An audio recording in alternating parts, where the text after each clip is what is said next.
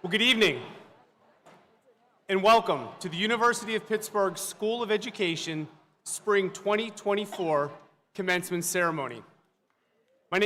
Yes.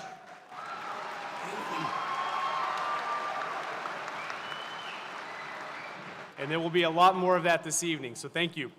My name is Bob Scheer. I'm the president of the School of Education Alumni Society and the executive director of the Allegheny Intermediate Unit, and a former superintendent, principal, and teacher here in the Pittsburgh region. I am honored to greet you as we begin tonight's celebration of our graduates. I have the privilege at this moment to officially open the University of Pittsburgh School of Education Spring 2024 Commencement Ceremony. On behalf of all of the alumni who came before you, I invite the 2024 graduating candidates and our graduates from 2023 to come forward to be recognized. I now call forth the School of Education Commencement Processional.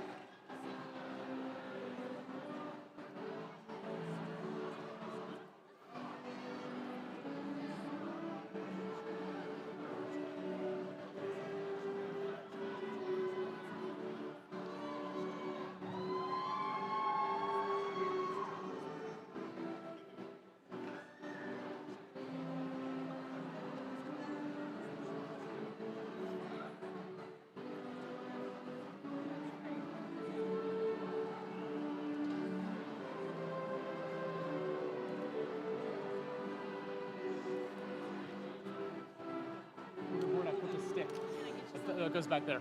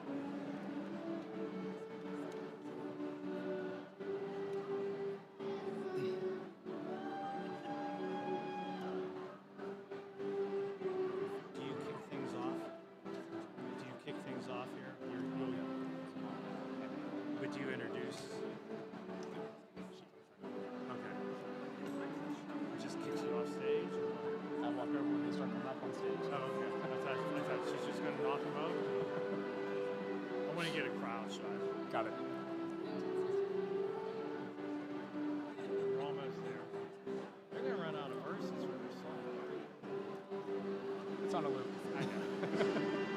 And I was kidding. I knew you knew.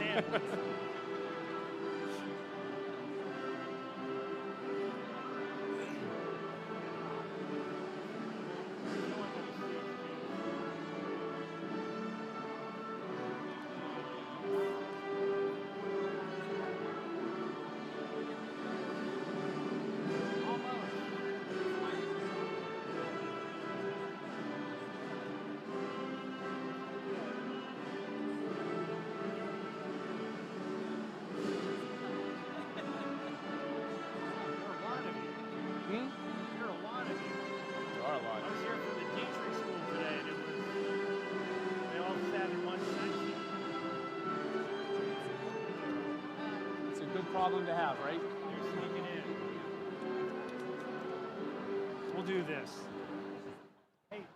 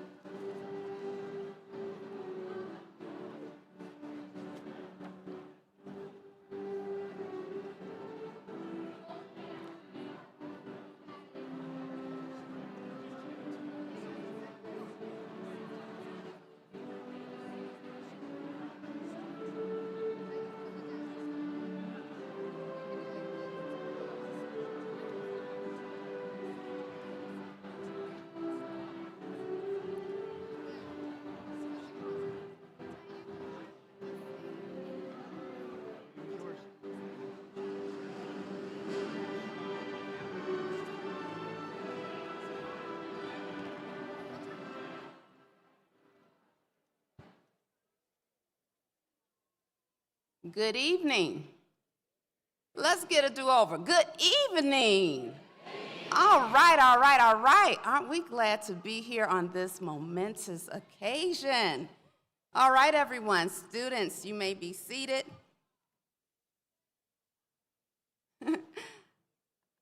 I'm Dr. Ebony Zamani Gallagher. I'm a professor as well as interim dean, the Renee and Richard Goldman Endowed Dean of the University of Pittsburgh School of Education. And to our graduates, to our friends and our families, and our students, faculty, and staff, and our alumni supporters, I want to bid you a warm welcome to this spring 2024 commencement ceremony. That's right. You know, I am absolutely delighted to be with you tonight. And as I look out at your faces, I'm really proud. I want to pop my collar if I had a collar. You make me holler, because this is a joyous occasion. It's one of the best days of the year. It's part of how we get through the academic year, is seeing you all self-actualize and have this moment. And so we're gathered here to recognize all of the outstanding achievements that you all have had as School of Education graduates, and how you've worked so hard to reach this point. And so before we go any further, what I'd like to do is just take a moment, because I want to make sure that we pause and solemnly acknowledge that we are gathered here tonight on ancestral lands of indigenous people. I want to wish to acknowledge the land acknowledgement as well as the legacy of labor, exploitation, and slavery, and its ongoing generational impact. And so if we could take a moment for this land and labor acknowledgement, if you will.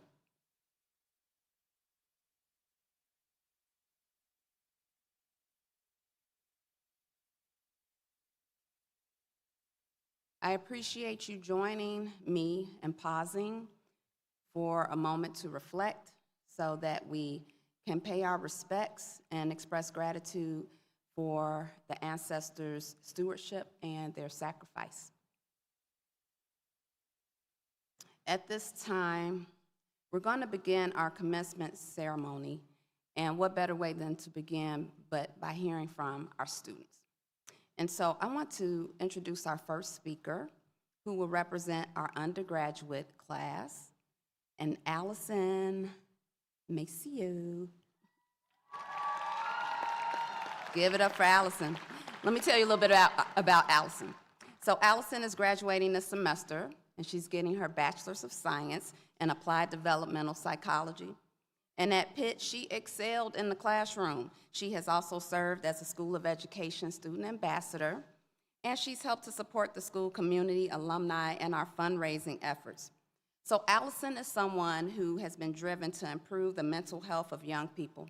And it is through her education that she's also learned the value of understanding children in the context of their experiences, appreciating that contextuality in terms of their surroundings, and that is something that she's going to carry with her as she moves on from Pitt. She's very passionate about creating safe spaces for our LGBTQIA students and youth to meet and support one another. Post-graduation, Allison plans to become a clinical psychologist, and she wants to help improve the lives of adolescents as well as their families, because we know she's going to do some great work on behalf of all youth to come. So Allison, can you join me? Come on forward to the stage.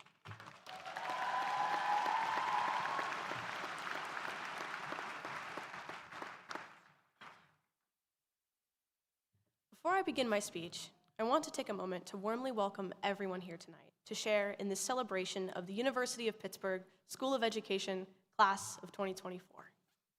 Whether you came from far or near, we are so thrilled to have you here supporting us as family members, friends, faculty, staff, and fellow graduates. I have loved the sound of music since I was about 5 years old. I got the CD in my stocking on Christmas morning, and from that point on, the soundtrack was a mainstay in my mom's car. The story follows Fräulein Maria, a nun in training, as she embarks on a journey as the beloved governess of the Von Trapp family. Maria uses her love of music as a tool to connect with the 7 children. She finds clever ways to engage them in song, teaching them to look for happiness in life, even when facing great adversity. She acts as a role model to the young children and a trusted confidant for the older children. These acts help Maria win over the stoic Captain Von Trapp, returning music and joy to the house for the first time in years. Many of Fräulein Maria's best traits are reflected in the student body here tonight. Many of us have chosen to spend our educational journey learning how to support children's well-being. We have put in long hours in class, in the lab, and in our jobs and internships. Although working with children can be challenging and at times thankless, we are genuinely excited to support them and improve their lives. The sound of music is also a story rooted in courage and strength. Maria did not choose to be a governess. Her Reverend Mother assigned her to the position after numerous missteps at the Abbey. Maria packs her things, slings her guitar over her shoulder, and begins the journey to the Von Trapp estate. Starting out timidly, she wonders, what will this day be like? What will my future be? As she progresses, however, she reminds herself that strength doesn't lie in numbers, and her hesitant steps become leaps. As Maria reaches the iron gates of the mansion, she pauses for a moment. She says to herself, first softly and then boldly, I have confidence in confidence alone, then bounds through the doors. There will be times in our lives when we, like Maria, are faced with a challenge that seems too great to overcome. It is in these moments where we must pause, take a breath, and find the courage to step forward, even though the path may not be clear. Here, on the brink of the next chapter of our lives, you may be feeling like confidence isn't something you have in your arsenal quite yet. I am here to assure you that could not be farther from the truth. Confidence is a trait we must nurture. It grows within each of us as we experience new things. It reveals itself when you need it most, at a new job, in a new city, or at a new school. We are worthy of greatness and success, and when we are courageous enough to remain steadfast in the face of adversity and struggle, we can climb mountains. To close, I'd like to say something directly to the members of my cohort, the wonderful students within applied developmental psychology. Thank you from the bottom of my heart for all your friendship and for making my experience whole. And to my family, I say thank you. I would not be here tonight without your guidance, support, and unwavering love. Finally, to the University of Pittsburgh, you have unlocked knowledge, wisdom, and power in us that will bloom and grow in the class of 2024 forever. Thank you, and hail to Pitt.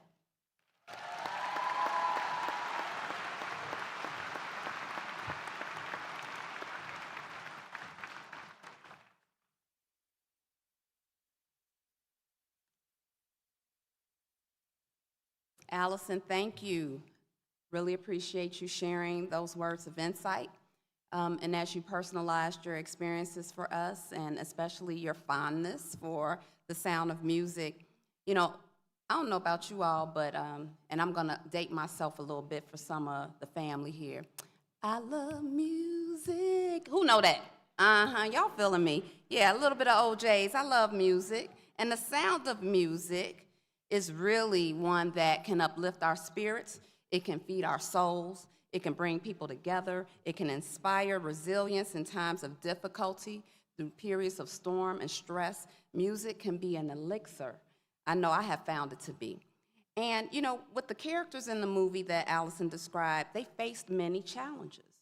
And unlike some of us, we have a transformation of growth, and we see in these characters as they embark on their journeys to something in common, where we can find our purpose, where we can see our calling. Allison, thank you for reminding us of that, and we look forward to you continuing to know and grow in your calling and walking in your purpose. So let's give it up for Allison.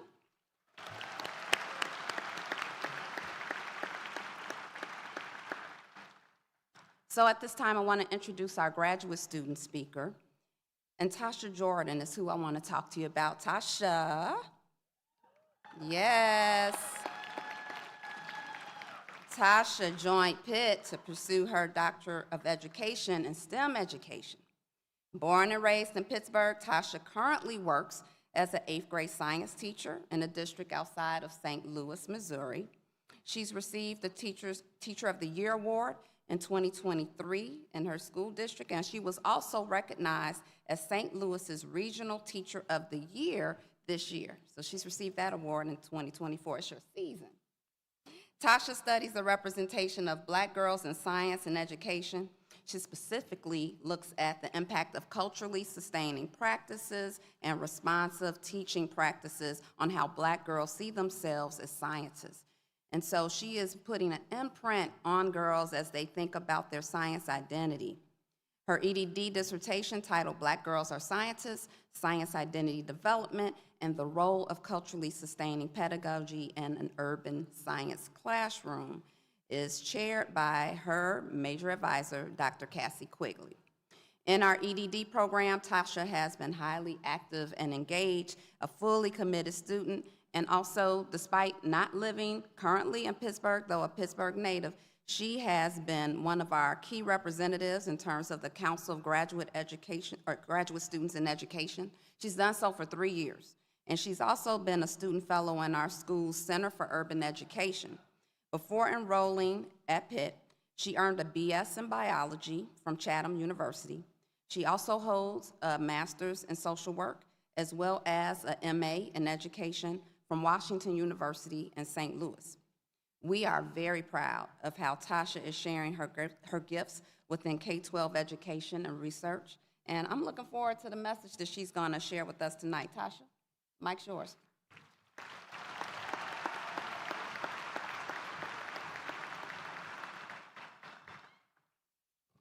Good evening, everyone. Before I begin, I would like to acknowledge my family, my sister, Andrea Jordan, my mother, LaJune Jordan, my oldest niece, Alethea, my youngest niece, Naomi, my middle niece, Nailani, and my aunt and uncle that are here to join me today. To our esteemed faculty, proud parents, families, and friends, and most importantly, to the incredible graduates before us, I extend my warmest congratulations on this momentous occasion. As we gather here today to celebrate the culmination of our academic journey, let us be reminded that this day is not just about academic achievement, but a testament to the resilience, tenacity, and unwavering belief in the power of education. This day is also about dreams. The 3 stripes on my arm do not represent my EDD. It represents my 3 nieces who are my dream. As a Black woman and a first-generation student, I know the weight that this moment holds. For me and for many of the students of color in the audience, it is a dream come true. Today, the wildest dreams of our ancestors have become realized. They have come to fruition. We have done what history and textbooks and data said that we would never do. Like many of you, I am here because of the indigenous people of this country, because of the enslaved people who were here before me, the young people of the civil rights movement who fought hard to get me to this moment right here. And I am extremely grateful to my family, friends, and coworkers and classmates, especially to Dr. Tony Stith, whose unwavering support has been my rock, and to all of the educators who believed in me. Thank you. This achievement is just as much as yours as it is mine. To my ancestors who have moved mountains for me to stand here before you, I assure you, your pain and suffering was not in vain. In the School of Education, we understand the profound impact that education has on individuals, communities, societies at large. We recognize the power of knowledge, the transformative potential of learning, and the immense responsibility that comes with shaping the minds and hearts of future generations. As we celebrate this moment of achievement, let us also recognize that our work is far from over. The disparities that exist in our education system, the achievement gap, the school-to-prison pipeline, the lack of representation in curriculum and leadership are a stark reminder of the ongoing struggle for educational equity. As we stand here today as witnesses to history, we are also charged with being agents of change. We have been equipped with the knowledge, the skills, and the passion to make a difference, to challenge the status quo, to dismantle systemic barriers, and to create a more just and equitable future for all. Graduates, as you embark on this next chapter of your journey, I urge you to carry the legacy of those who came before us wherever you go. Be bold, be courageous, and be unapologetic in your commitment to equity and justice in everything that you do. Stand up for those who have been marginalized and silenced, and use your voice and your platform to effect positive change. Let us be beacons of hope, catalysts for change, and champions of justice in a world that desperately needs our leadership. To my students back home in Ferguson, thank you. I would not be a doctor without all of you. As we embark on this next chapter of our journey, let us carry forward the lessons learned, the bonds forged, and the dreams ignited. Together, let us continue to strive for excellence, uplift one another, and create a future where every dream is within reach. Congratulations, class of 2024. Congratulations to my cohort, EDD. Our journey has just begun. Thank you.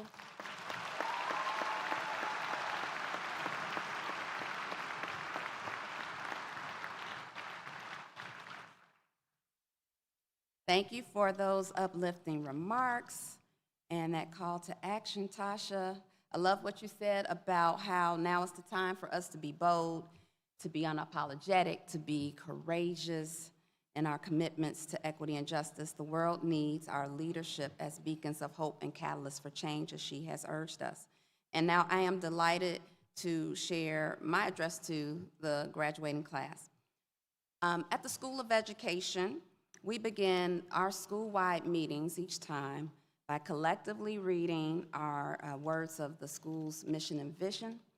And so with that statement, I want to do that here tonight at commencement as well. And for your reference, the mission and vision are included. If you look toward the back of the program, the digital event program, I would encourage you to take a moment to call up the program if you'd like on your phones. And so we're going to read that together, and I invite you to read along and join in with me and our faculty in saying our mission and vision out loud if you so feel inclined. So, our mission and vision reads, we ignite learning. We strive for well-being for all. We teach. We commit to students, family, and community success. We commit to educational equity. We advocate. We work for justice. We cultivate relationships. We forge engaged partnerships. We collaborate.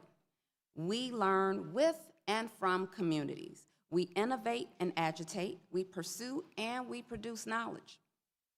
We research, we disrupt and transform inequitable educational structures. We approach learning as intertwined with health and wellness and human development. We address how national, global, and social and technological changes impact learning. We shape practice and policy. We teach with and for dignity.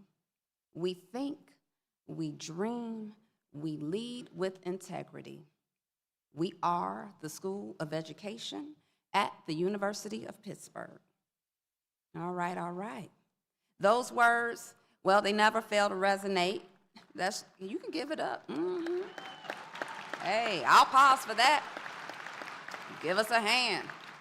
Well, they really resonate in that they encapsulate who we are, who we've been, where we see ourselves next, what we do, right, and all the things that we aspire to be. And commencement is just that moment, right? It's a time to think about, to dream big, to dare, to do. And when we see these seeds planted, and when we see these seeds sprouted, as we have with you all, what we see is, again, the manifestation of not just potential and promises of our mission and vision, but we also, right here, right now, see the actualization of those dreams and those goals that have been laid bare and now visible for all of us to see. So today, our School of Education graduates are receiving certificates, they're receiving their baccalaureate degrees and master's degrees and doctorates. And so if you are a graduate, if you would please stand, if you are able and willing to do so, I want to recognize you.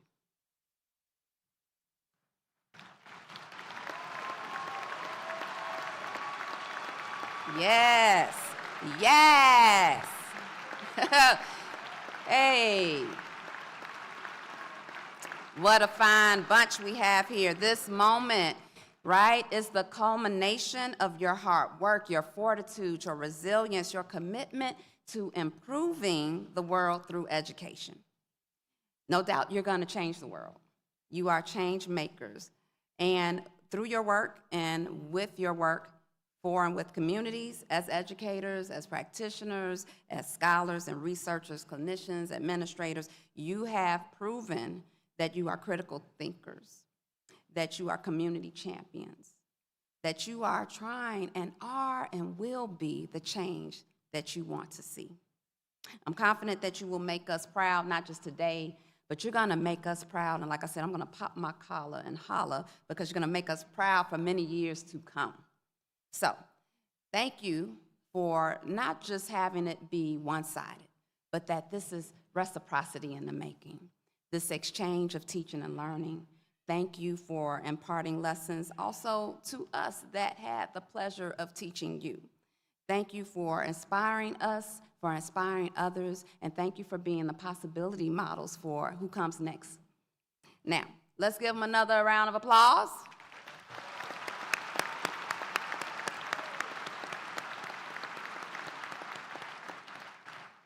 If you want to be seated, you can, yeah.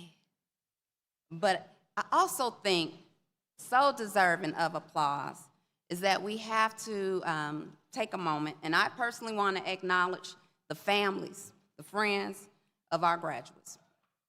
Families and friends, right? With all of the families and the friends, you know, friends being the family you choose, your chosen families, all of that. If you're in attendance and you're willing and able to stand, please do so. Let's give it up for them.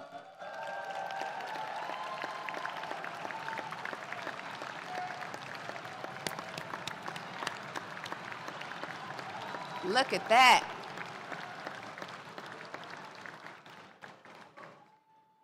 That's beautiful.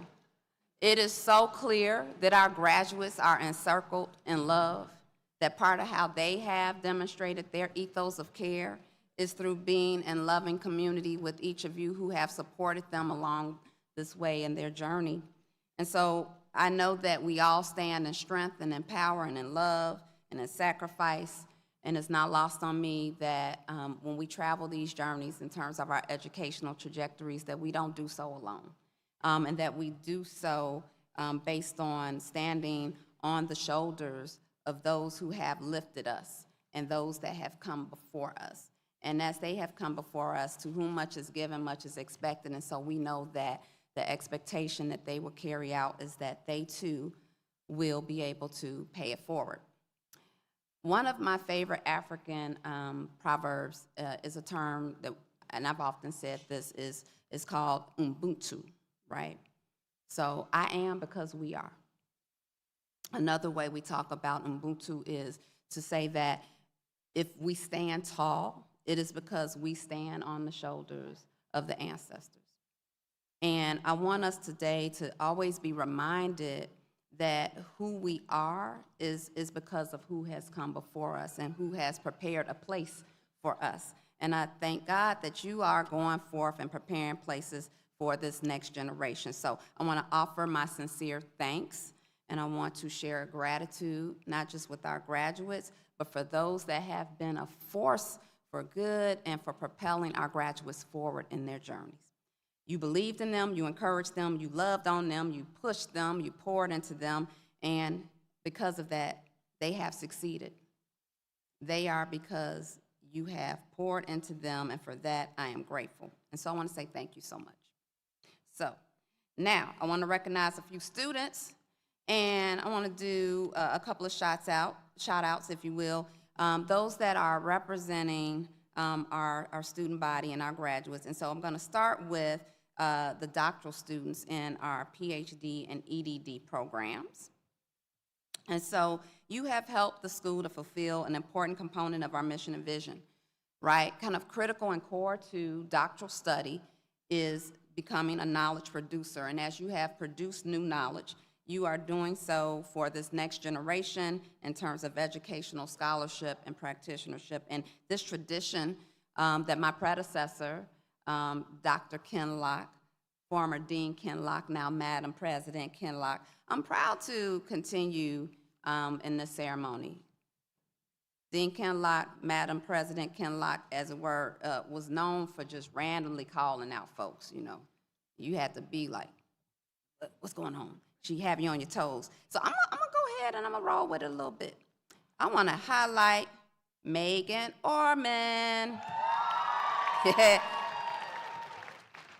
Dr. Orman, would you stand? Where you at? Oh, there you go. Hey. All right, so let me tell you about Megan. Megan's dissertation, titled Exploring and Measuring Nature Connection in Early Childhood, and her advisor, Dr. Shannon Wanless, yes, who also serves as our director of the Office for Child Development.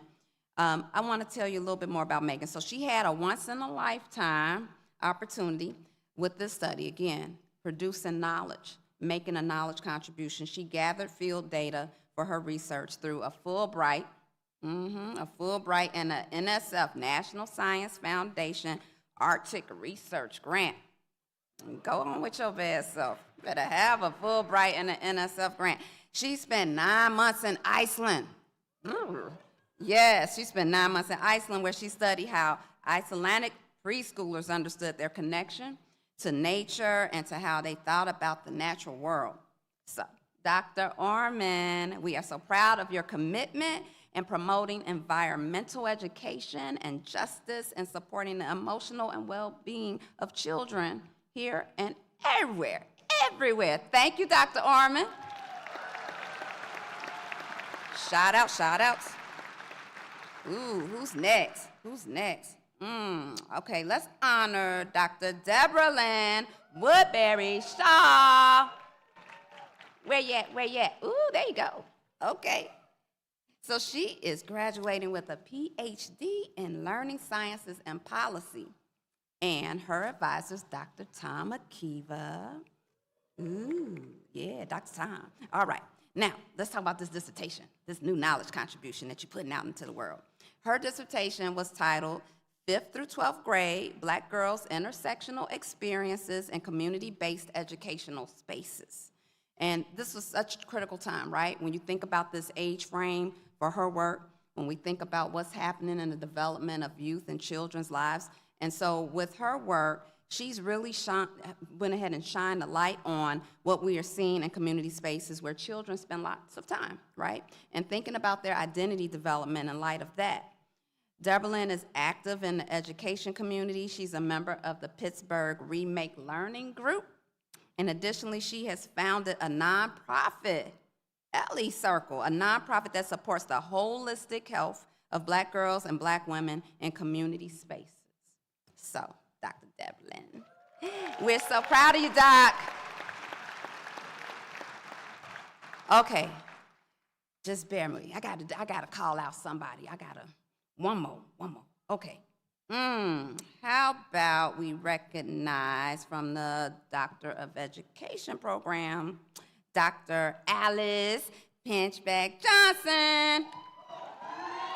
Woo-hoo! All right. Now, you stand, and so we're about to recognize you. Your dissertation, a dissertation in practice, which was titled For Black Women Who Have Reconsidered Flipping School Boards When the Letters and the Lawsuits Weren't Enough. Hey, woo, watch out there now. Okay, a case study of power-shifting efforts of Black women for a better education. Her advisor is the DOC, Dr. Lori O'Connor. And so you're a self-described systems disruptor. So you are definitely in alignment and have tightly coupled with our mission and vision as we talk about agitate and disrupt.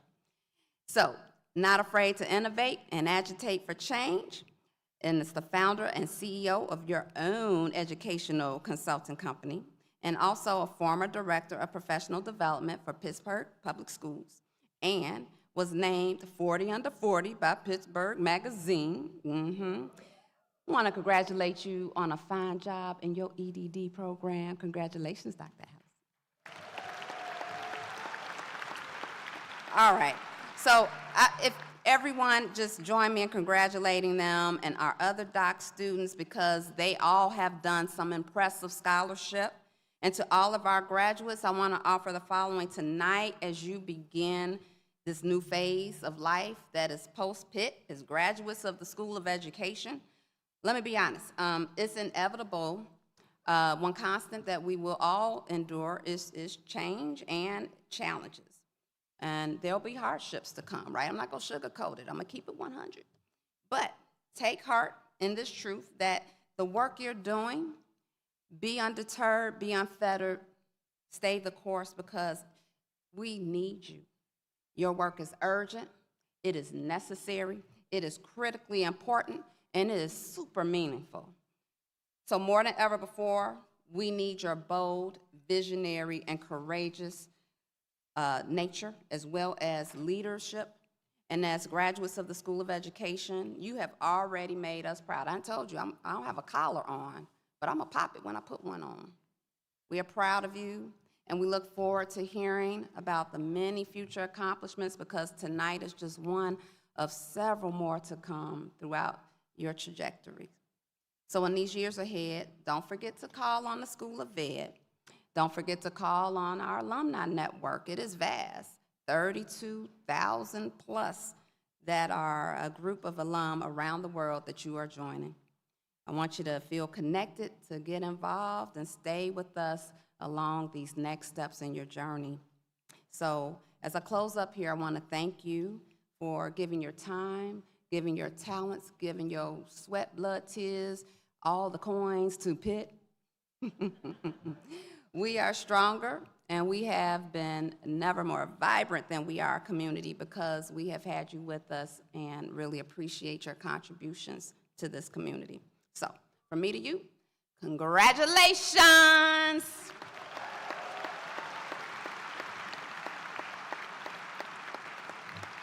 Now we're in for a really nice treat.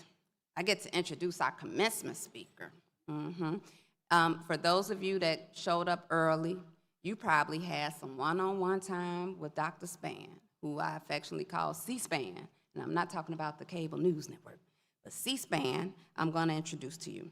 It's our tradition to have a select person of accomplishment, right, at our commencement, and I think what you're gonna experience right now is a timely message as a graduating class. This year I invited Dr. Christopher M. Span, who is a professor in the College of Education at the University of Illinois at Urbana-Champaign. He is the Chief of Staff and the Associate Chancellor for Administration, as well as the pre-K initiatives for the entire university. He essentially has 4 or 5 jobs. Yep, it's a lot for one person to do, but not like a jack of all trades with mastery of none. He has mastery. He does it exceptionally well. Dr. Span's been a member of the University of Illinois faculty since 2003. He previously served as Associate Dean in the College of Education there from 2011 to 2021. In a world that's rapidly evolving, Dr. Span understands our grand challenges and what is facing education at each educational sector and level. He has experience at envisioning and designing, implementing and evaluating solutions-based strategies, actionable strategies to propel higher education organizations forward. And I think in part what makes him so adaptive to change is he's a historian, right? A historian of education. And there's a popular saying that goes, those who don't understand the past are doomed to repeat it, right? Well, he specializes in educational history, and in particular, the history of African Americans in the 19th century, and his training has given him very keen insights on today's anti-DEI climate, book ban pushes. Among his many publications in terms of his own books is From the Cotton Field to the Schoolhouse, African American Education in Mississippi, 1862 to 1865. You might notice that we might be twinning a little bit with these here gowns and our regalia. I've known Span for many years. During our days as PhD students back in the 90s, to working with him during my time as a professor, while I also was at the University of Illinois as an associate department chair and as associate dean of the graduate college there at the University of Illinois. But again, when I said you're in for a real treat, you'll see in a minute. I'm going to warn you, I have told Span on several occasions, as I have told others, that I have found him to be an occupational hazard. Dude is straight up hilarious. He's comedy. He has missed his calling sometimes, I think, because there have been times where just in passing we'd be in a conversation and then I find that I'm like, did somebody remove my appendix? Why my side hurts so much? I've laughed so hard and I'm in stitches from the laughter and my cheeks sore. But if nothing else, I need you to know that I'm so proud to call Chris my dear friend, my longtime friend, my brother, my colleague, and delighted to welcome him today as our ceremony speaker. So please join me in welcoming Dr. Christopher M. Span.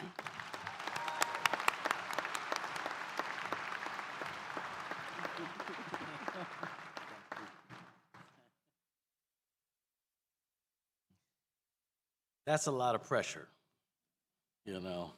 You come up here to give a commencement address and you're asking me to tell jokes.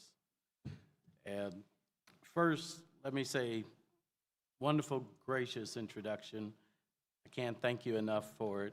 I really want to thank Pitt School of Education for asking me to be the keynote speaker at this year's commencement exercise.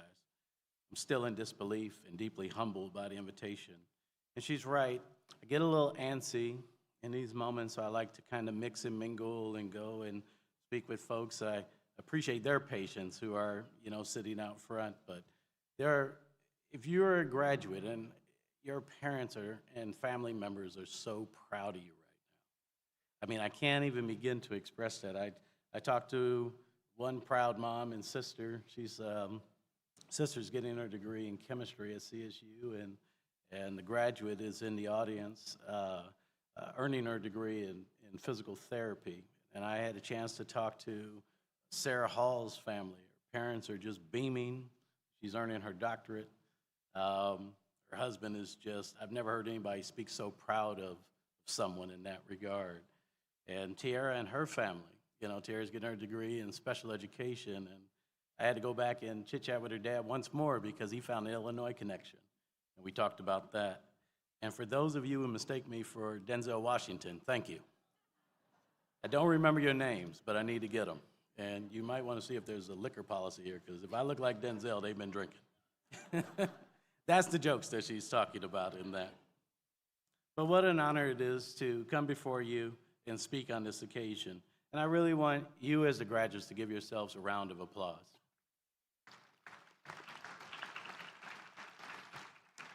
You can do better than that. It's not a funeral. This is a celebration, okay? This is not somebody who's in a coffin. You're like, well, maybe he did do some good things. You know, you guys did some fantastic things.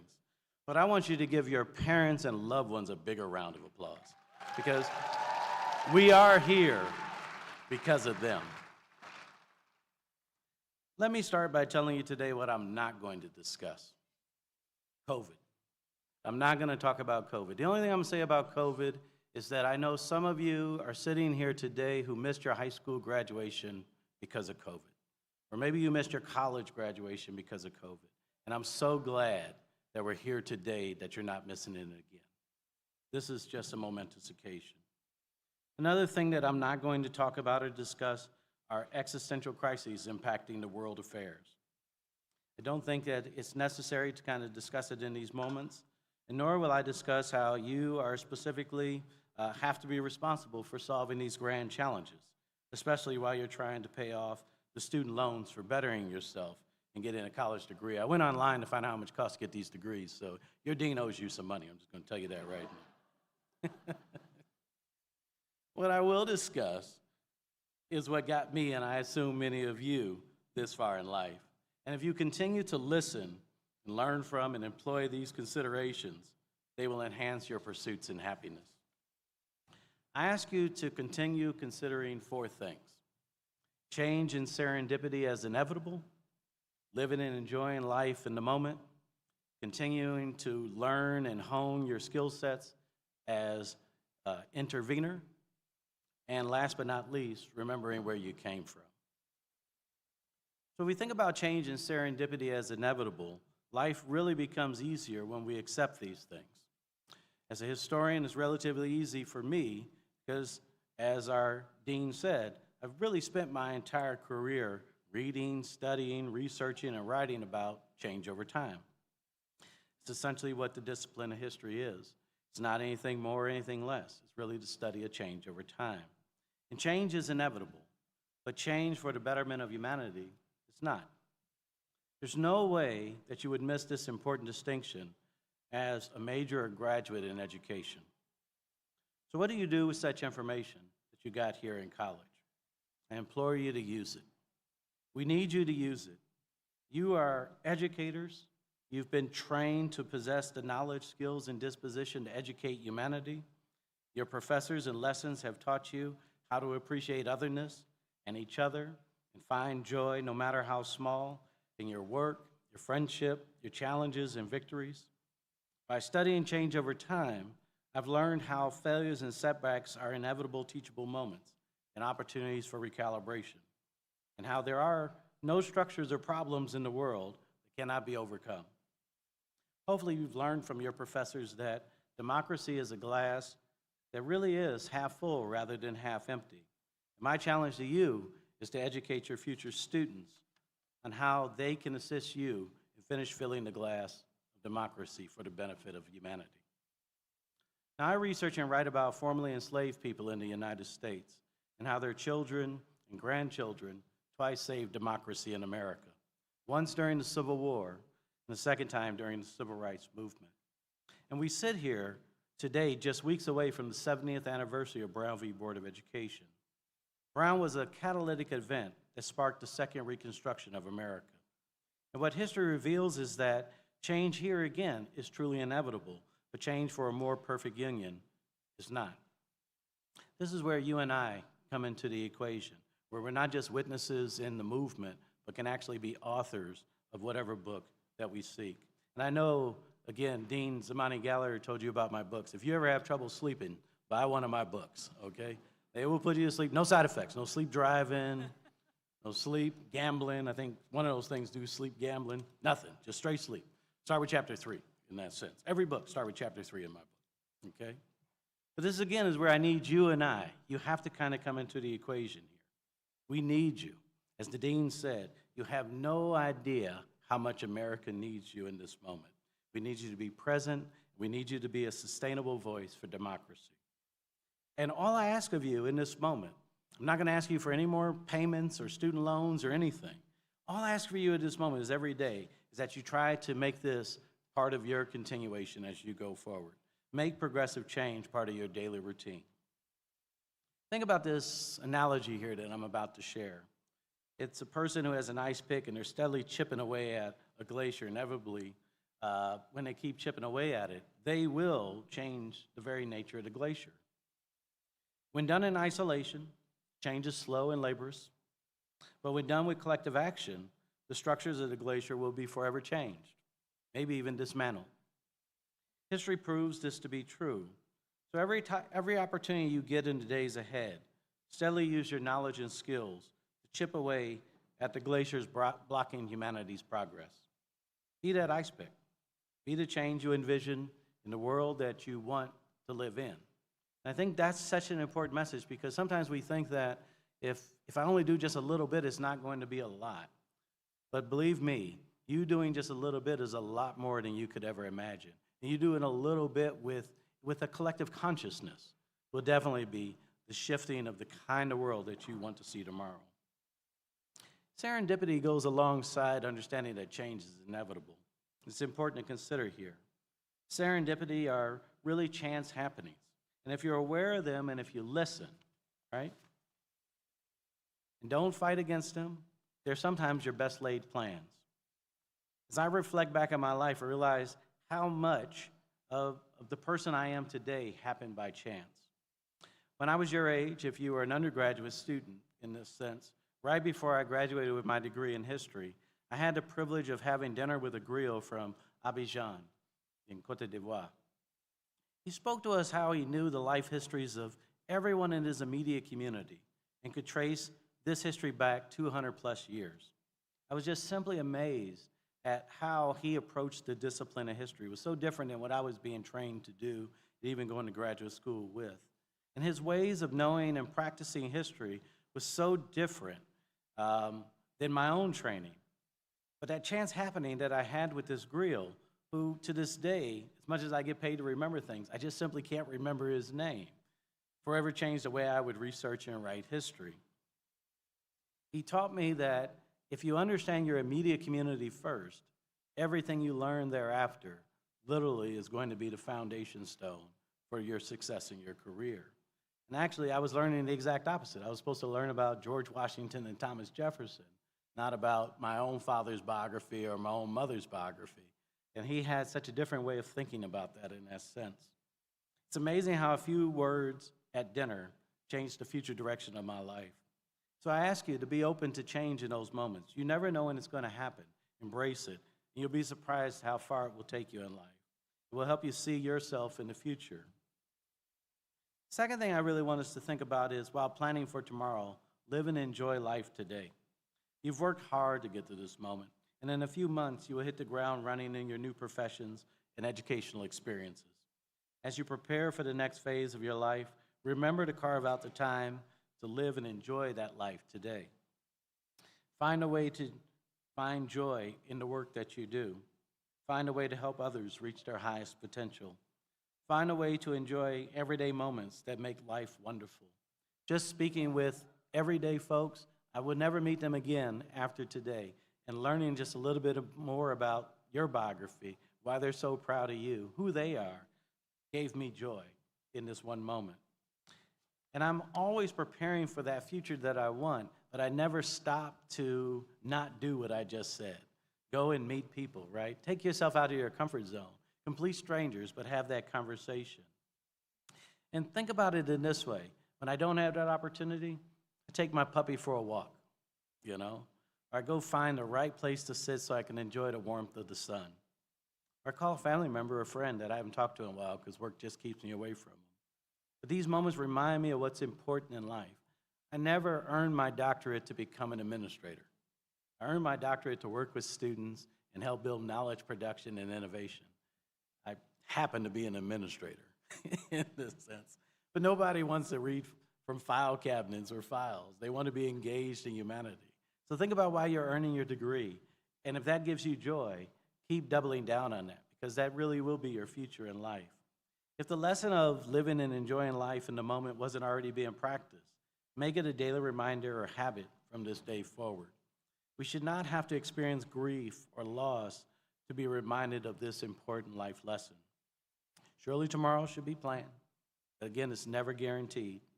And if you have to ask yourself, what do you want on your tombstone? Is it this college degree or loving friend, loving husband, loving wife? Keep going on the list. I think you understand the point that I'm really pushing here. But we have so much discretionary power of how we want to live our lives and how we treat others in it. You're right at the first phase of your career. Build this as a healthy habit. The third thing I want us to really concentrate on is, again, words of wisdom that was given to me, is how you pay it forward, how you can be the intervener in the lives of the students that you're about to engage. One of my mentors in life assigned me a task that I still do today. In one of our first conversations about cultivating more opportunities for first-generation college students, he asked me an odd question. He asked, how many red cars did you notice today when you came into the College of Education? I was like, what does this question have to do with first-generation college student opportunities, right? And I told him, none. He asked me, look for them tomorrow and stop by my office. Let me know how many you spotted.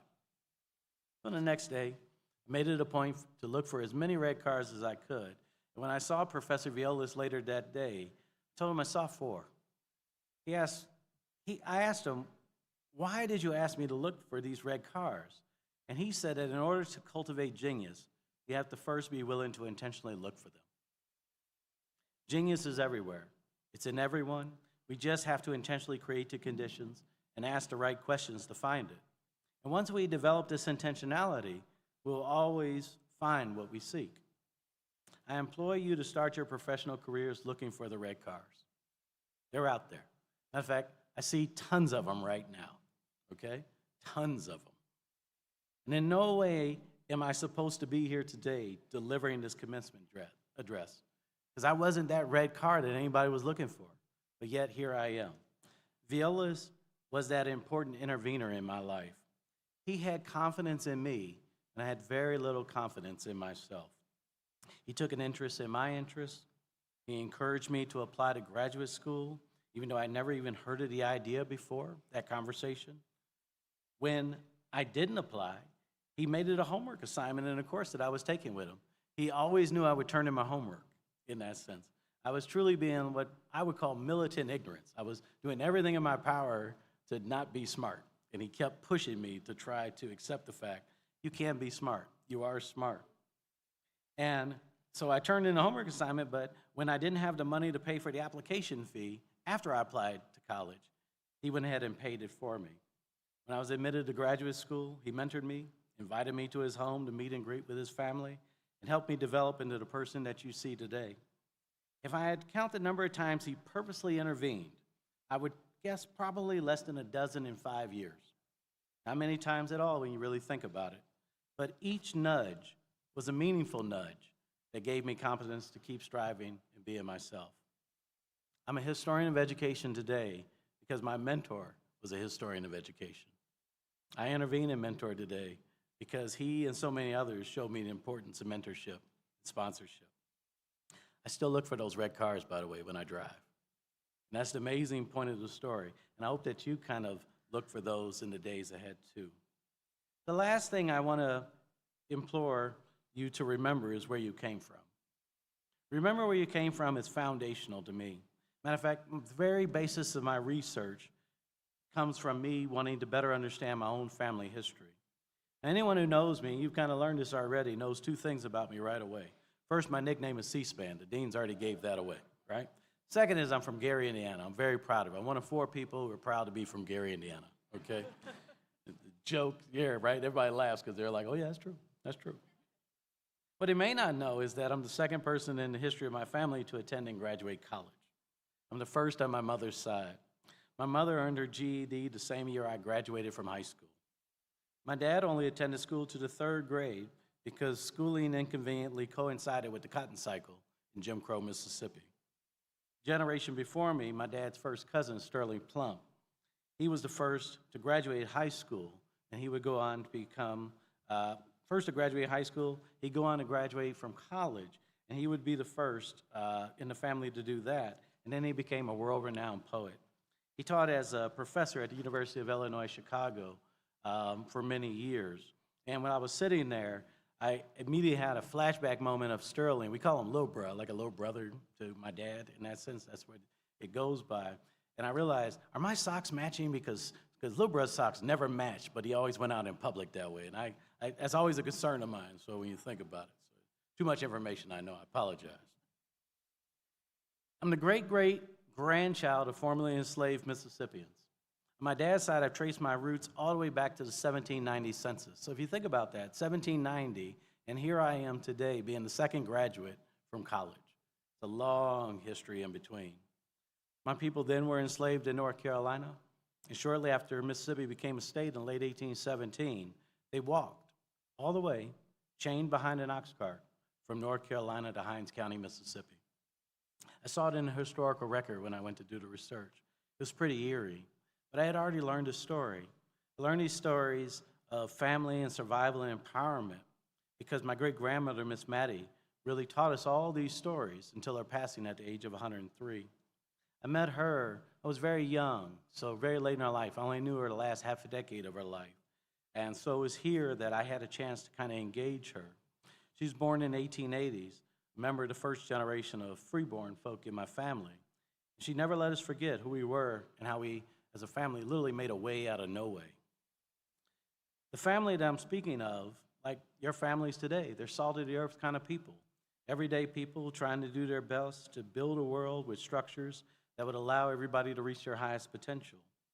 But my family, as you can see, from 1790 all the way up to near present day, had to try to be their best selves in a world that had already built structures and codes and laws, these kind of seemingly immovable, ice glaciers that blocked or denied their pursuits of happiness. Many of their dreams were born and whispered and cast aside on cotton plantations in Mississippi. But if you ever read my scholarship, this would be chapter 2 or chapter 4, not chapter 3. You see it lives on in me and in research and publications. So when you think about what I'm trying to share with you is you can really have it all. You can learn a little bit about yourself. You can gain the knowledge that you need. You can engage in the professions that you want. And you can help others. And you'll be rewarded for it the rest of your life. Those are the 4 things I really want you to walk away with. So here is what's most impactful to me. Few things are more powerful than knowing what happened, whether it's in your own life or whether it's in the lives of others. And as educators, our nation's children and futures are really in your hands. You possess the power as to what their next steps will be, how they will be seen, whether you see them as a red car or something else. Don't shy away or abandon your training. Keep honing and using it, and keep helping others know the past, not only so they can factor it into present-day decisions, but they can make informed decisions and policies that will be produced tomorrow. Our profession has prepared me well for this. Our profession has prepared you well, too. So I leave you with my final summation. Embrace change and serendipity. Live and enjoy life to the fullest. Be that intervener for your students because they'll desperately need you. Even when they just completely resist, keep trying. And remember, always remember where you came from. I hope these words give you some guidance as you embark on the next phase of your life. And once again, I'm deeply humbled, and I'm so proud of you. Congratulations on your achievement of this milestone, and I thank you for the opportunity to speak.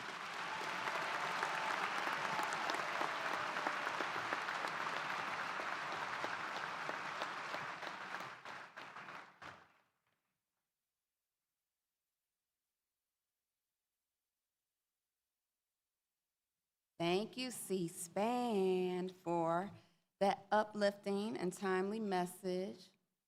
A little light on the Def Comedy Jam part, yeah, but that's all right. Maybe at the after party, we can get them jokes.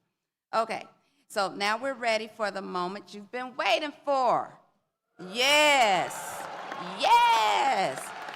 We're going to recognize our School of Ed graduates from August 2023 to December 2023, and our candidates for degrees and certificates from April 2024 and June, this coming June 2024. So each graduate will be honored individually, and our graduates are going to receive their diploma holder as our gift for your achievement. And then the actual diplomas are going to be mailed once we see your final grades. Yes, once the grades are calculated and all the requirements are fulfilled, then the degrees are actually conferred. Okay, so graduates, after we call your name, you're gonna come forward and walk across the stage. And we're gonna have our president of our School of Education Alumni Society, Dr. Bob Shear, to join Dr. Andrea Zito, who's our assistant dean for student engagement. And they're gonna greet you as you walk across the stage. And then when you exit the stage, you're gonna please stop, make sure you pause, because you wanna get that Kodak moment. We wanna make sure you have your picture taken because we have a professional photographer in the house. And so at this time, I'm gonna ask our faculty marshals and our staff members to come forward so that we can assemble the candidates for graduation. All right, let's officially begin this presentation of the graduates. Faculty marshals?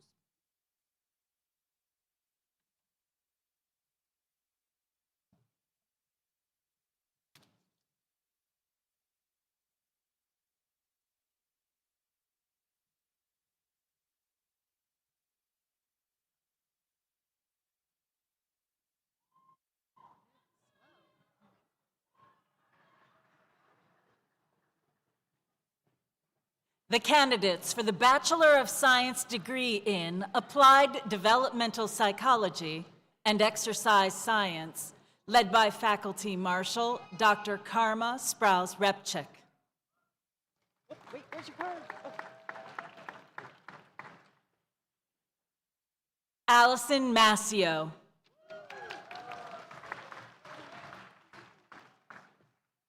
Colleen Doherty.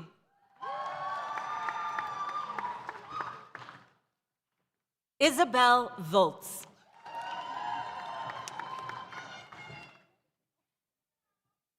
Molly Tiplady.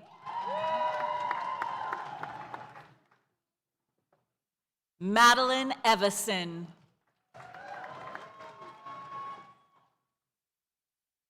Amoy Crossborn.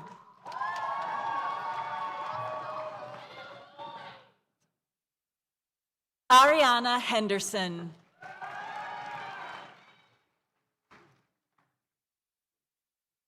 Irene Hong.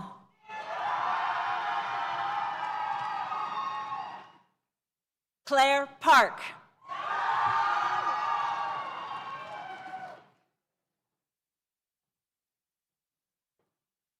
Victoria Malamo.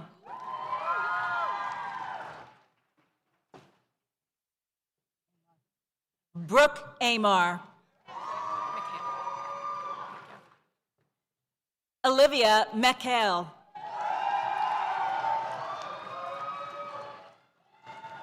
Grace Brown Shear.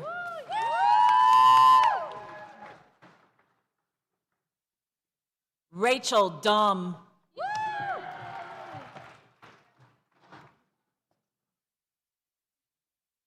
Gabrielle Trojan.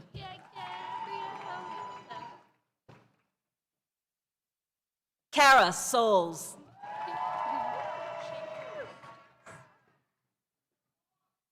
Claire Fitzpatrick.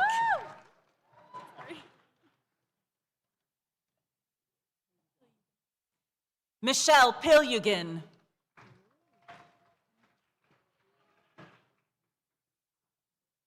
Nikaya Washington Butler.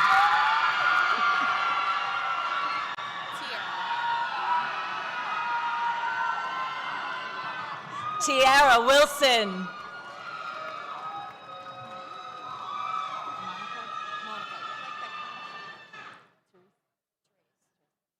Julia Therese Monaco.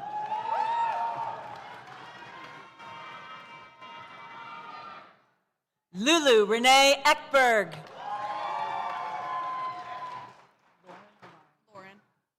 Lauren Nicole Galbraith. Ava Quinn. Nate Keller. Zihui Zhang.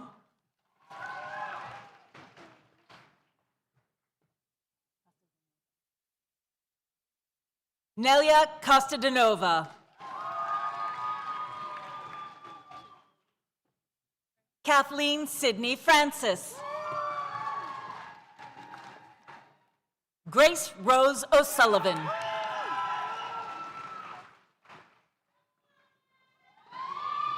Jillian Riley Gaddioso. Claire Regan Terry. Isabella Faith Narduzzi. Emily Grace Marr. Amelia White.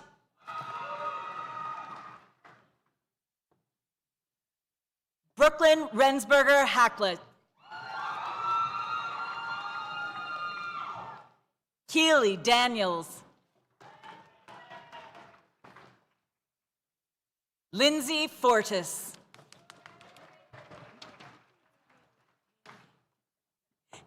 Haley Sill.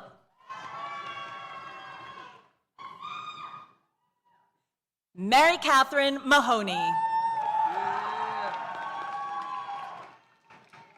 Lauren Elizabeth Paulus. James Smith.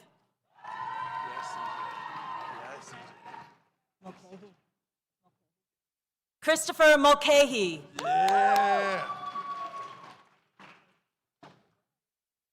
Jack Bennett Schaffner.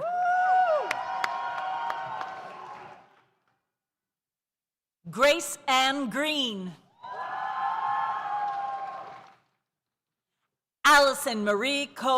Allison Maureen Colgan. Madeline Rushford. Alexis Beinhauer. Kaylee Clemens. Hallie Flynn. Teresa Rinker. Drew Dorfman. Hannah Fidel. Daniel Pollock. Abigail Duncan. Jessica Berger. Claudia Bowman.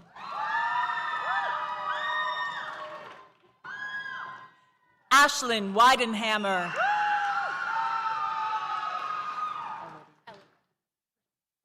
Elodie Prejant. Amanda Cook. Megan Hoke. Olivia Subkoviak. Hannah Miller. Eli Anish.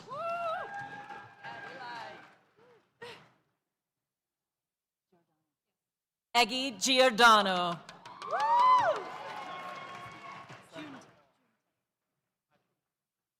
Amanda Junta. Leah Nat.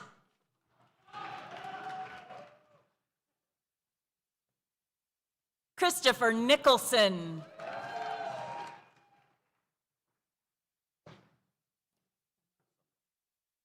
Samyak Pratap Reina.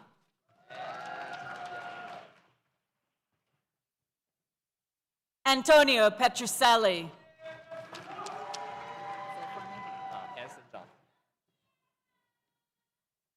Hansen Zhang.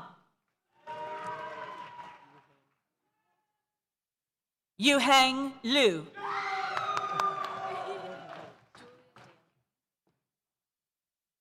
Julia Daly.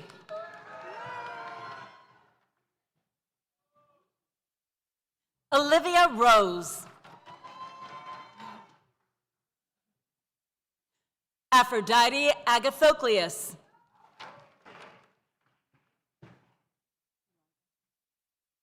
Eliza Brennan.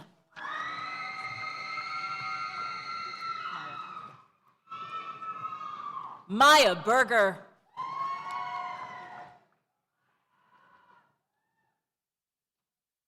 Claire Hartung.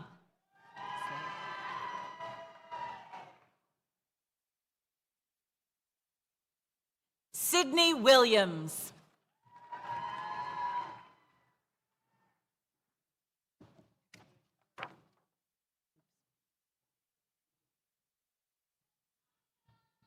The candidates for the Master of Arts in Teaching degree with a specialization in English, mathematics, science, social studies, world and heritage language, and the candidates for certification in applied behavior analysis, critical technology and digital media for learning, executive cohort for educational leadership, infant mental health, K through 12 principal, orientation and mobility, pre-K through 4 education, reading education specialist, STEAM education, supervisor of special education, teacher of students with visual impairments, world and heritage language, led by faculty marshal, Dr. Michelle Sobolak.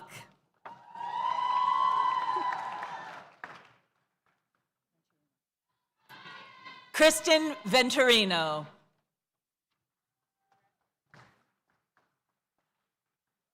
Ronald Zaccardi.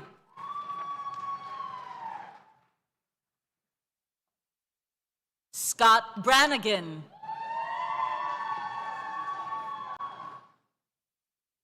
Katrina Yawarski.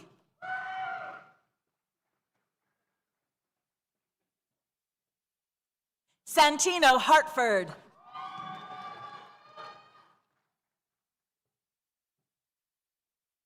Sasha Yaskolkush.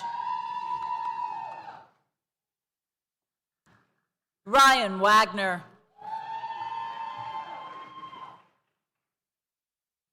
Elizabeth Dolan.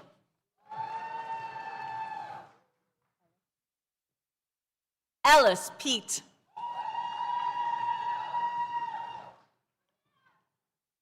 Sam Kelly Wong.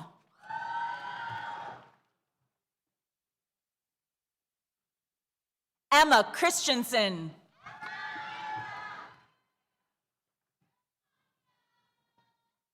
Alma Malmani.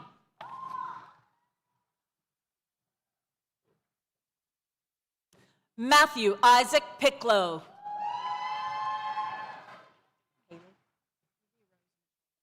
Haley Rose Mitchell.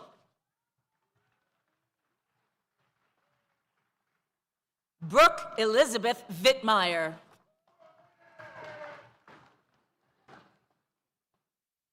Madison Dean.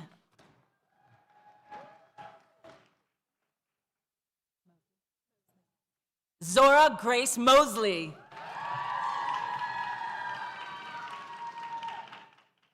Rachel Jones. Duncan Miller. Ethan Hale.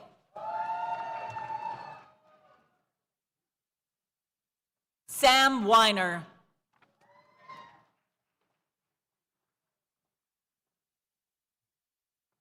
The candidates for the Master of Arts degree in Education Policy and the Master of Science degree in Applied Developmental Psychology, Clinical Exercise Physiology, Health and Wellness Management, led by Faculty Marshal Dr. Robert Gallen.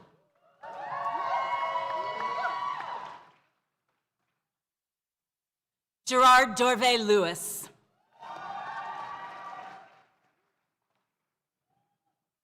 Charlie Diaz.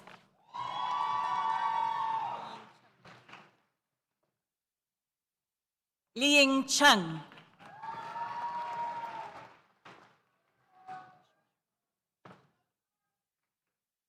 Aishwarya Karanam.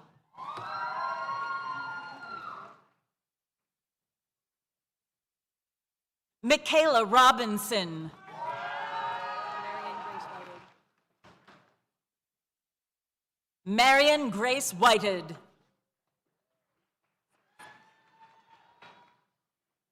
Sarah Sass. Carolyn Antal.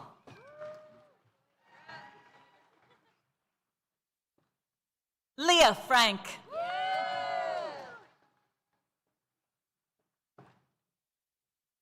Ashley Lee.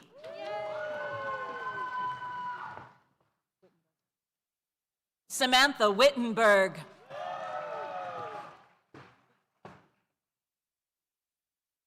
Madeline Norris.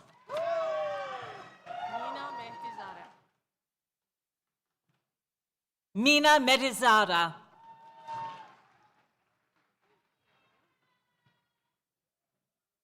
Connor Murray Coleman.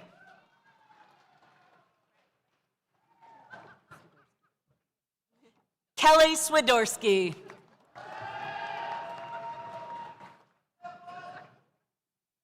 Mia Manganero.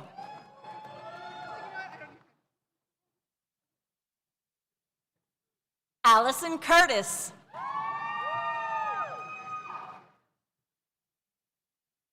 Grace Craw.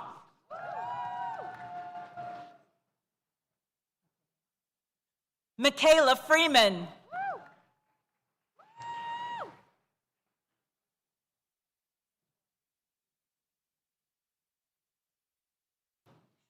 Nicolette Mead.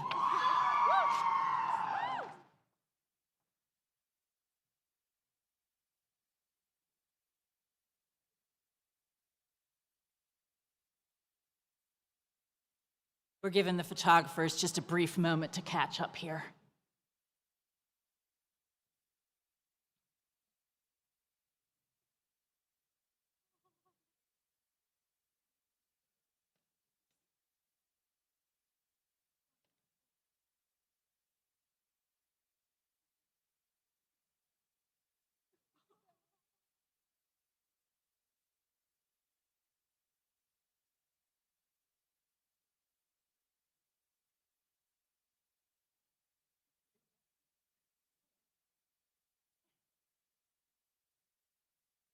Grace Leckberg.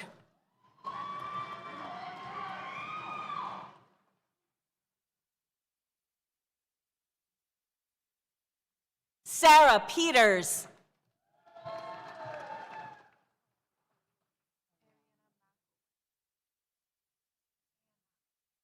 Ariana McElwain.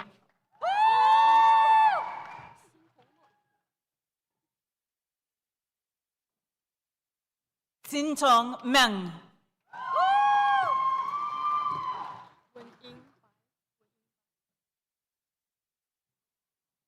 Wen Ying Bai.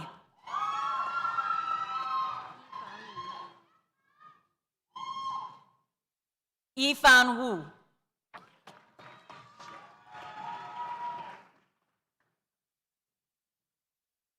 Xian Li.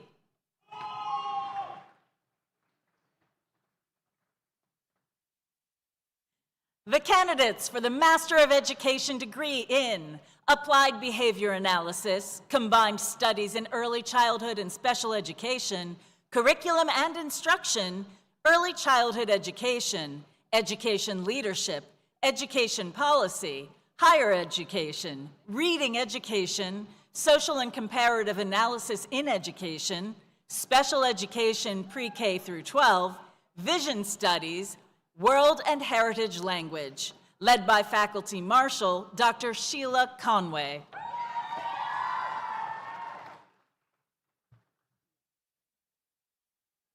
Adia Simone Hearns.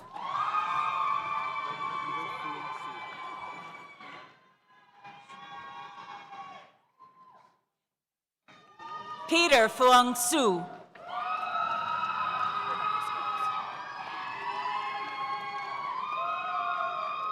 Rebecca Scales.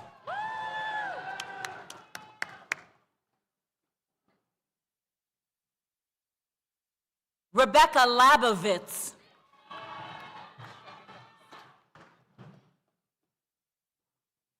Shannon Schreckengost.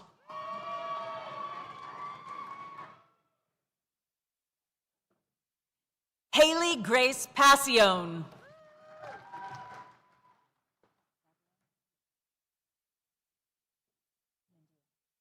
Gabrielle Charles Lindia.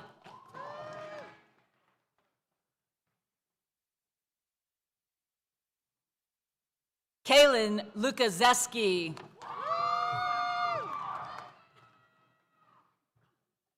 Kara Roth.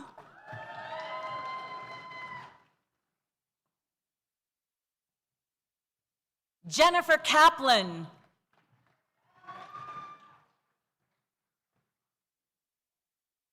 Jace Garnick.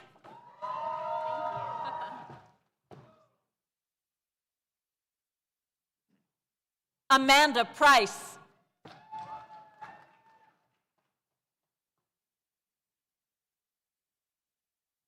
Kira Nezpal.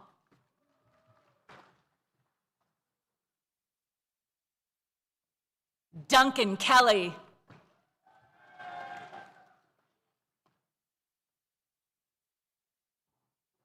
Peter Capucci.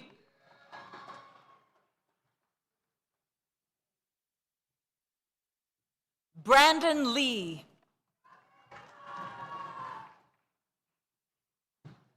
Jason Glancy.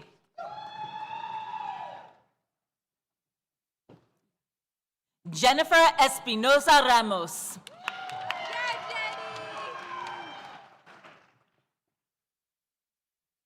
Emma Morgenstein.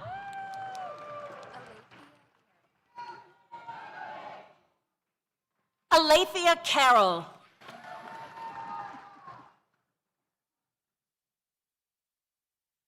Lola Dorzinski.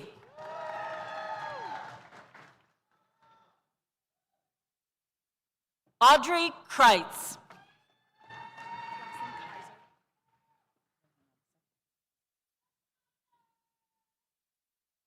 Rachel Kaiser.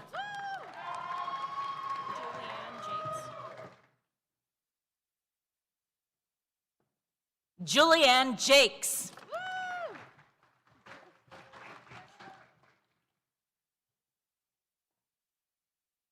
Hannah Doty.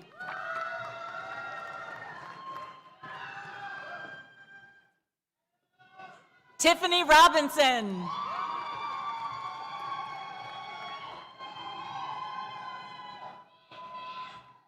Mariah Morris.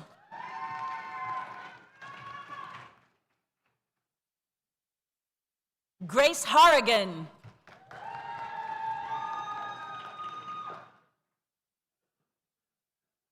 Catherine Sullivan.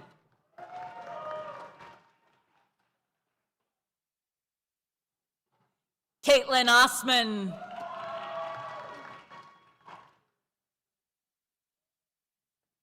Riley Sano.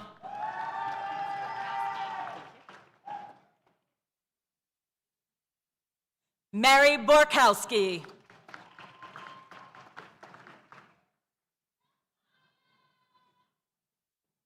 Molly Ayub.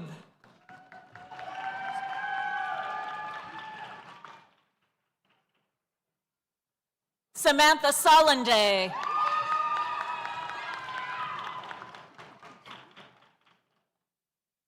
Susie Dev.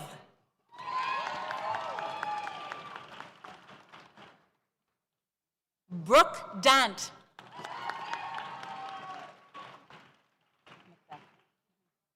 Emily Macbeth.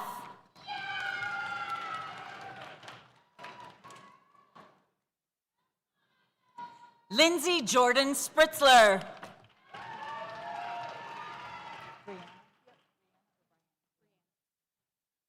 Brianna Marie Checo.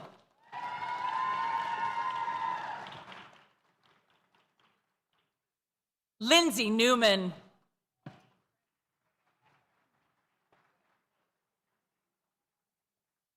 Alexa Signori.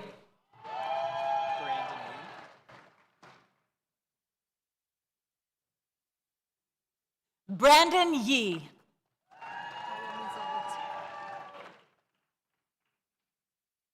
Kayo Mizobuchi.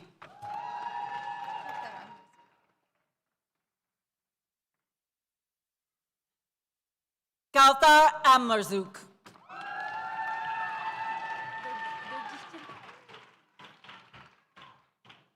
Darjichi.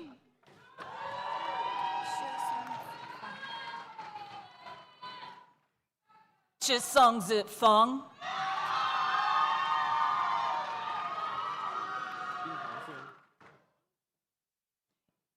Bing Hong Sun.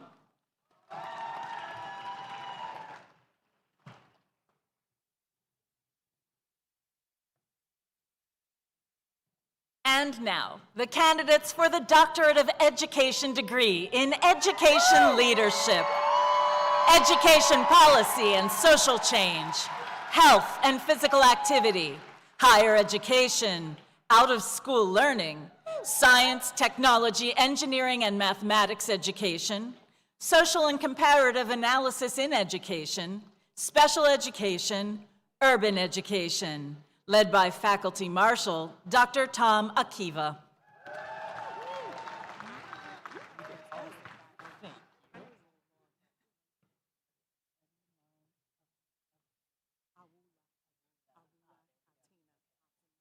We got to get the doctors right here, folks. Edlin Lauren Awula Katrina Thompson Meddy.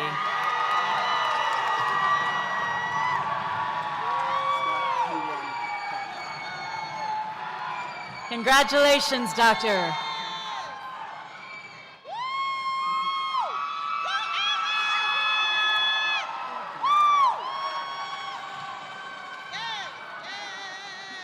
Scott Q Wong Huang.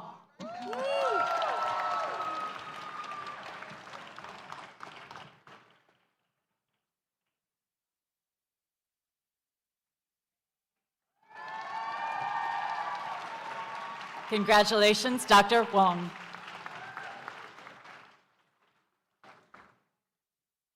Selvin Malcolm Waldron.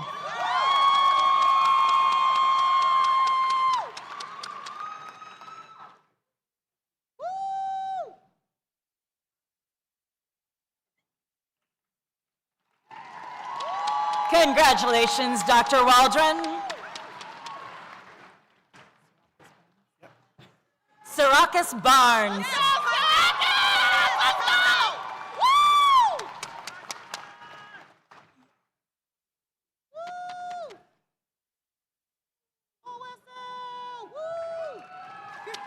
Congratulations, Dr. Barnes.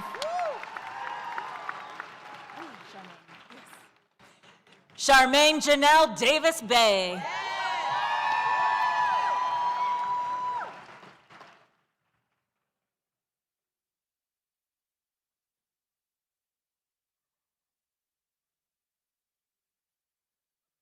Congratulations, Dr. Davis Bay.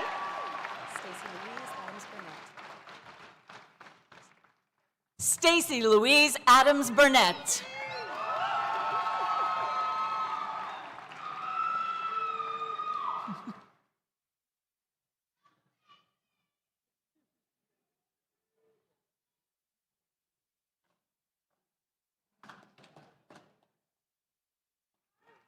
Congratulations, Dr. Adams Burnett.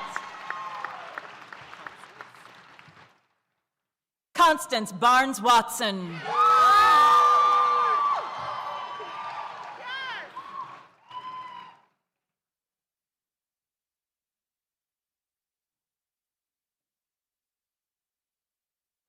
Congratulations, Dr. Barnes Watson. Sarah Lynn Hall.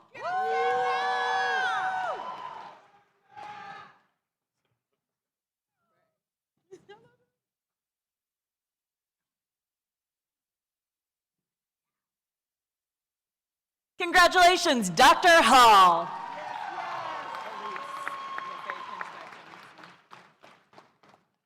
Elise LaFay Pinchback Johnson.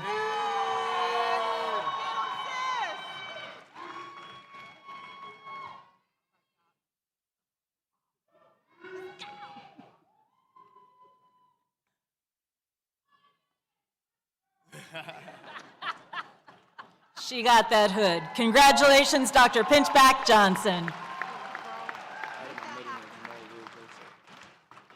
Jamal Will Gosa. Let's go! Get him, bro! Come on, Brandy.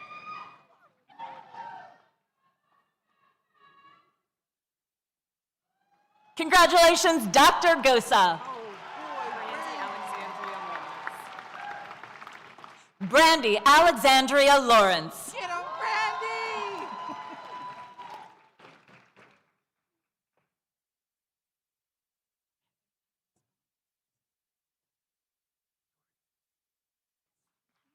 Congratulations, Dr. Lawrence. Heather Thomas, Sister I.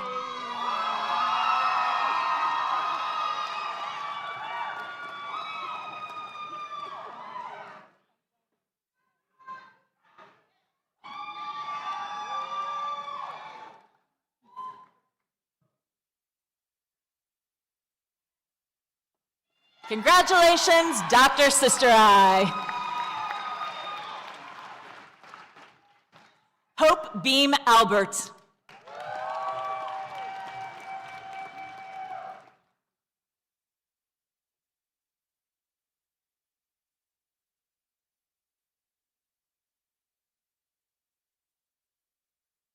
Congratulations, Dr. Albert.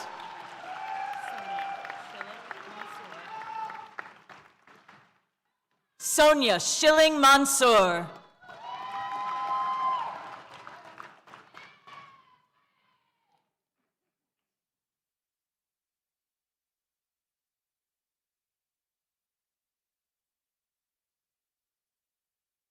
Congratulations, Dr. Schilling Mansour. Brianna Mihawk.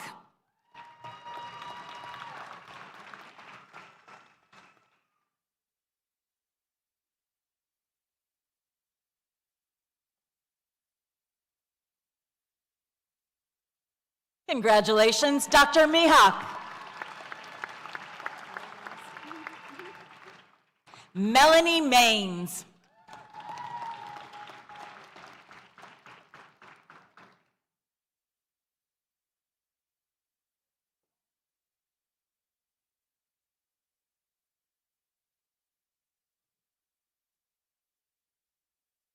Congratulations, Dr. Maines. It's Artinger. Jocelyn Van Story Artinger.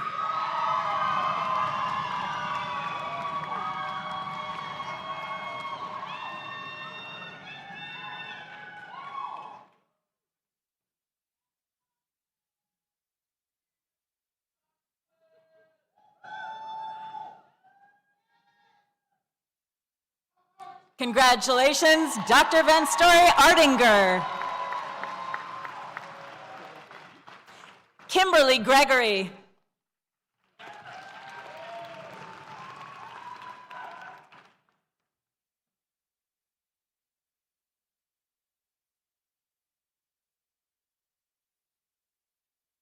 Congratulations, Dr. Gregory. Megan Watlett.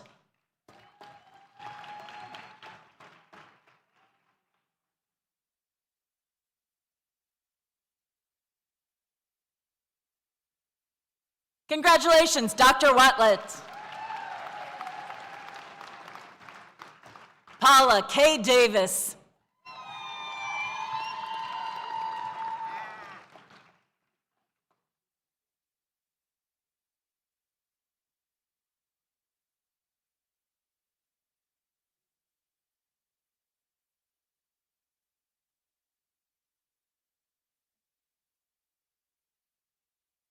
Congratulations, Dr. Davis. Raquel Cole.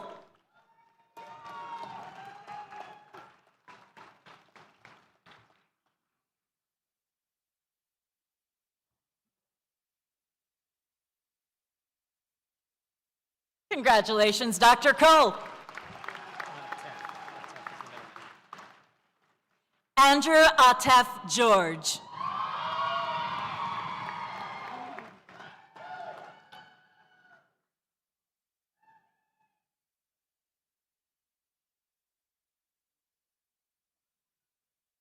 Congratulations, Dr. George.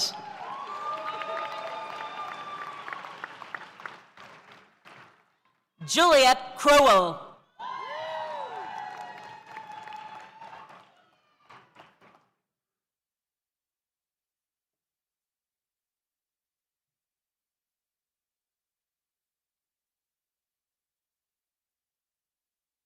Congratulations, Dr. Crowell.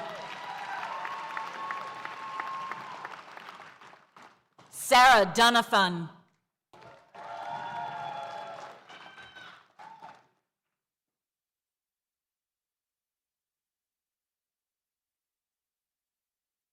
Congratulations, Dr. Donaphan. Jennifer Tan.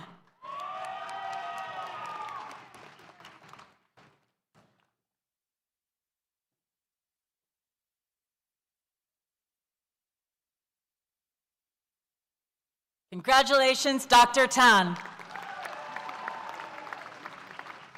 Christine Miller.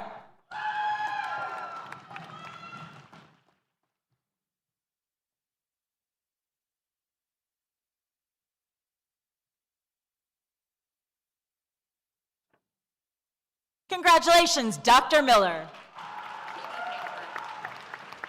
Katie Hanford.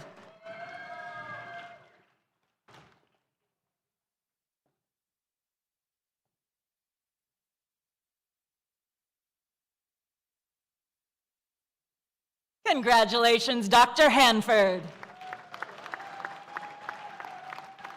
Cherry Rogers.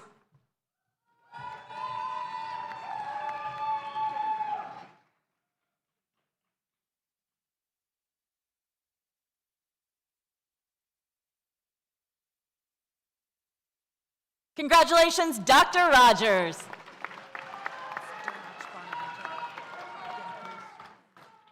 Grace Durnach Bonaventura.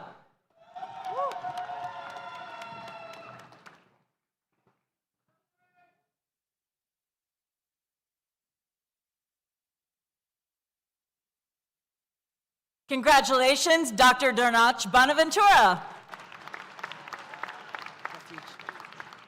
Nicholas Refuge.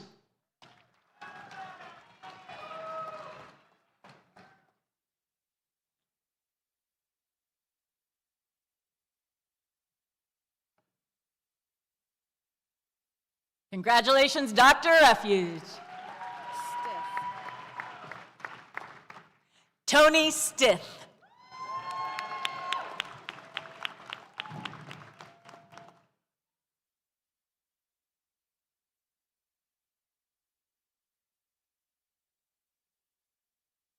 Congratulations, Dr. Stith. Megan Roberts.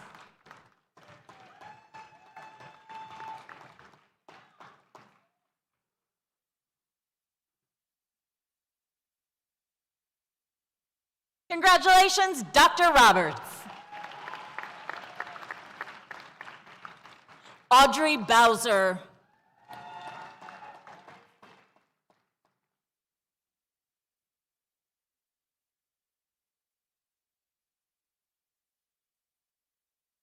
Congratulations, Dr. Bowser.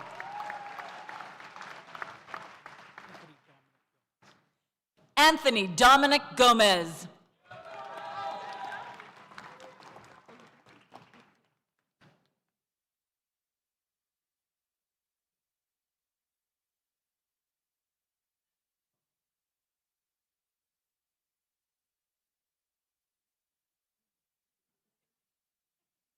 Congratulations, Dr. Gomez. Christine Elizabeth Rogers.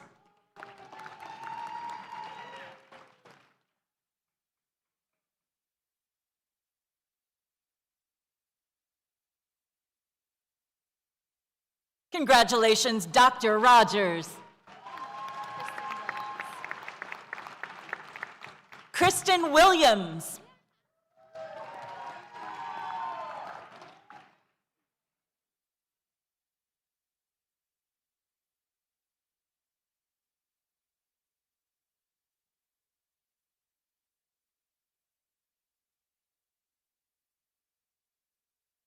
Congratulations, Dr. Williams.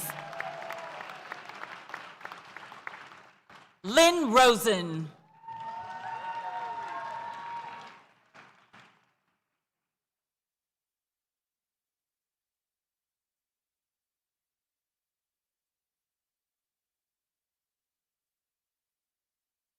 Congratulations, Dr. Rosen.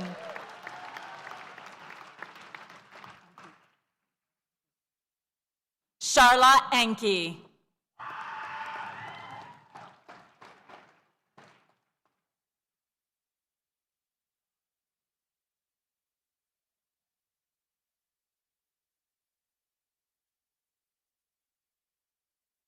Congratulations, Dr. Enke.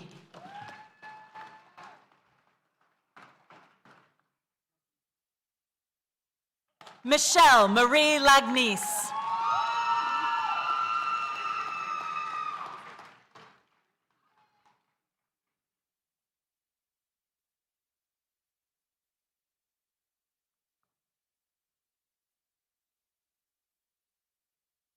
Congratulations, Dr. Lagnice.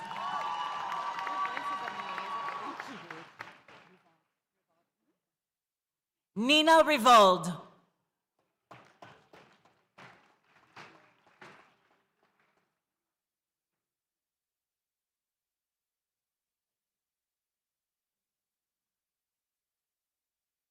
Congratulations, Dr. Rivold. Kimberly Doyle Maslowski.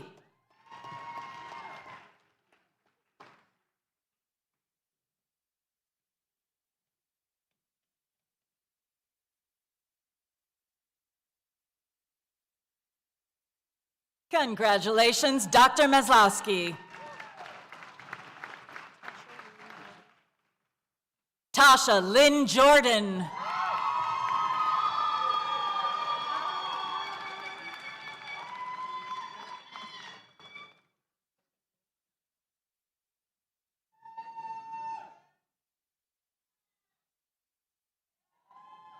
Congratulations, Dr. Jordan.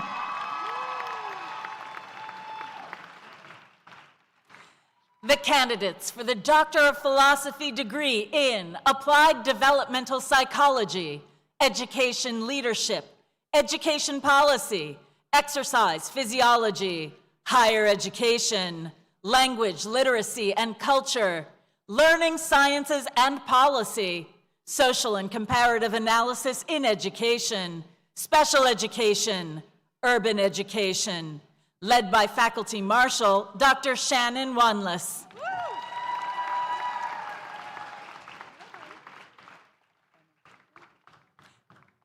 Megan Orman.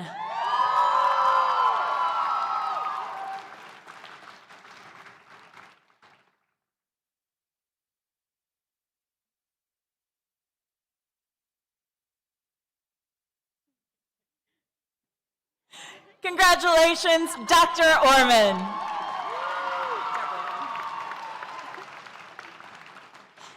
Deborah Lynn Woodbury Shaw.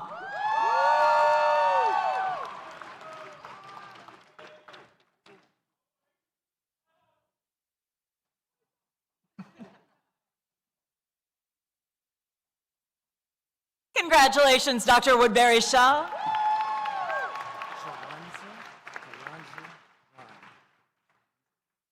Jawanza Kalanji Rond.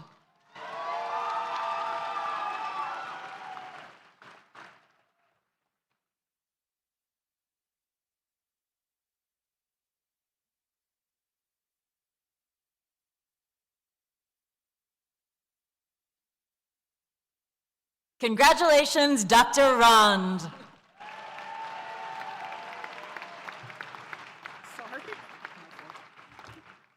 Corey Humphrey.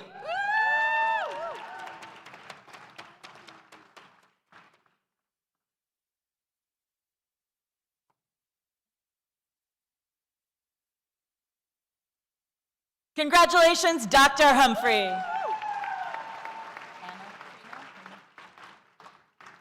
Anna Primo.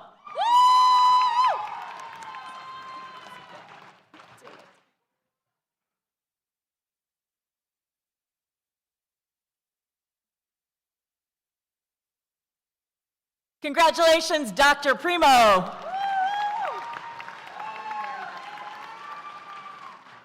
Holly Marybeth Plank.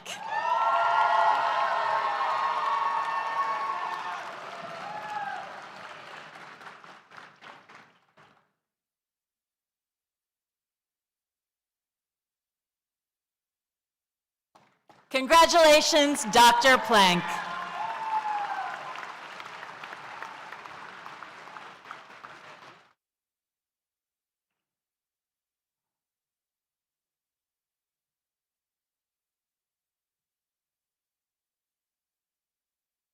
Let's let her finish her picture, but can we give another round of applause to our recent graduates?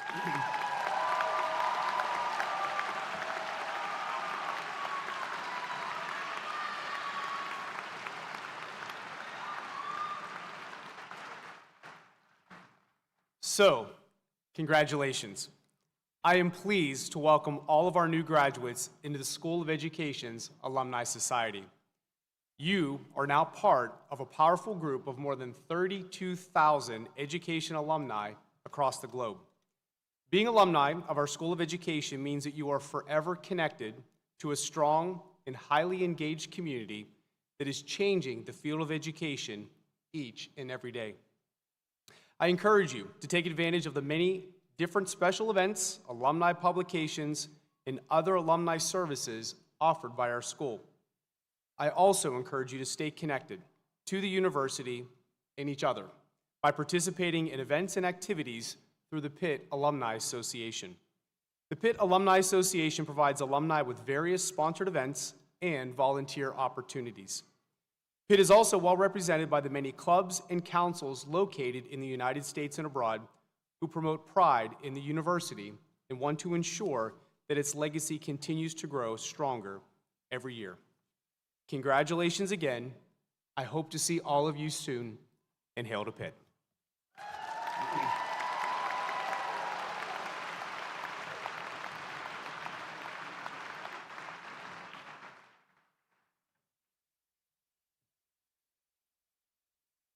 Okay, in the home stretch, thank you so much, Bob. So on behalf of our faculty and staff, students, alumni of the School of Education, I congratulate you, graduates. Congratulations, you did it. You did it. You did the darn thing. That's right. You have persevered and you have accomplished your goals. You started something and you finished that darn thing. And now a new chapter, the next chapter begins. So let me also recognize again your family members, your friends that are your chosen family for their support. We really appreciate you coming and being here tonight with our graduates. I want to also thank the esteemed alumni and friends who have made donations, financial support to our School of Ed, because you have actually done so much to help us try to make it more affordable for our students to receive a high-quality education. With that, last but not least, I have to have sincere thanks expressed for our faculty and for our staff from the bottom of my heart, because this is a lot of work, y'all, and haven't they done a wonderful job? They work hard, and they endeavor to provide you with an optimal learning experience day in and day out. And again, especially for tonight, I appreciate how you have organized tonight's ceremony on behalf of our graduates. So in a few moments, we're gonna go ahead and close the ceremony, but one special announcement. We do have a reception, so if you want to stay for a little bit here afterwards, located behind this main stage here, we have some tables set up. We got cake and refreshments, so eat the cake, eat the cake. I invite you to join and grab some food and just continue to celebrate. So with that, we are actually officially wrapping and closing this School of Education Spring 2024 Commencement. All right. On one, on two, on one, on two, on three. Help me say, hail to Pitt. Congratulations.